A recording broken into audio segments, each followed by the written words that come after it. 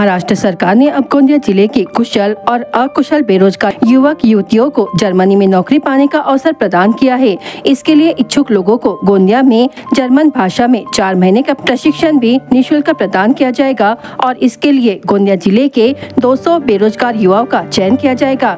German सरकार को 10,000 कुशल और अकुशल श्रमिकों की आवश्यकता है। भारत सरकार के साथ इस तरह के समझौते से महाराष्ट्र के हर कोने से 10,000 बेरोजगार कुशल और अकुशल युवा महिलाओं और इच्छुक पात्र लाभार्थियों को यह अवसर उपलब्ध कराया गया है।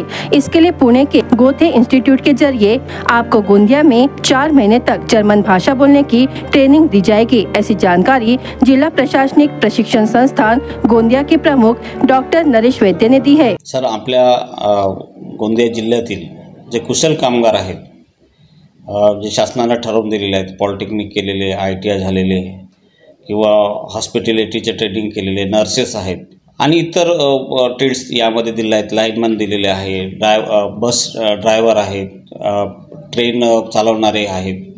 तर या लोकांना जर्मनी भाषेचं समजा ट्रेनिंग दिलं आणि त्यांची नीड आहे की त्यांची गरज आहे की तिथं कुशल कामगार संख्या कमी आहे। तर आपल्या यांना आपल्या गोंदिया जिल्ह्यातील या कुशल कामगारांना समजा दिलं तर त्यामध्ये त्यांना जर्मनीमध्ये संधी मिळेल, त्यांना रोजगार उपलब्ध होईल आणि त्यांचं जीवनमान उंचावण्यासाठी मदत होईल। सध्या महाराष्ट्र गव्हर्नमेंटनी SCRTच्या वेबसाईटला त्याची लिंक दिलेली आहे।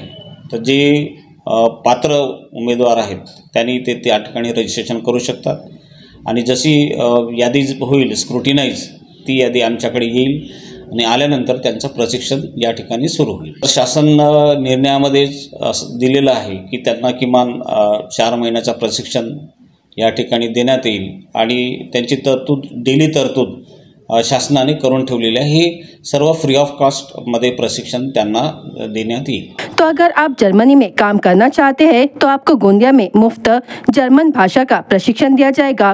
इसके लिए अगर आप शहरी क्षेत्र से आते हैं तो आपको 10,000 रुपये प्रति माह और यदि आप ग्रामीण क्षेत्र से आते हैं तो आपको 7,000 रुपये बतौर स्टाइफन के रूप में दिए जाएंगे।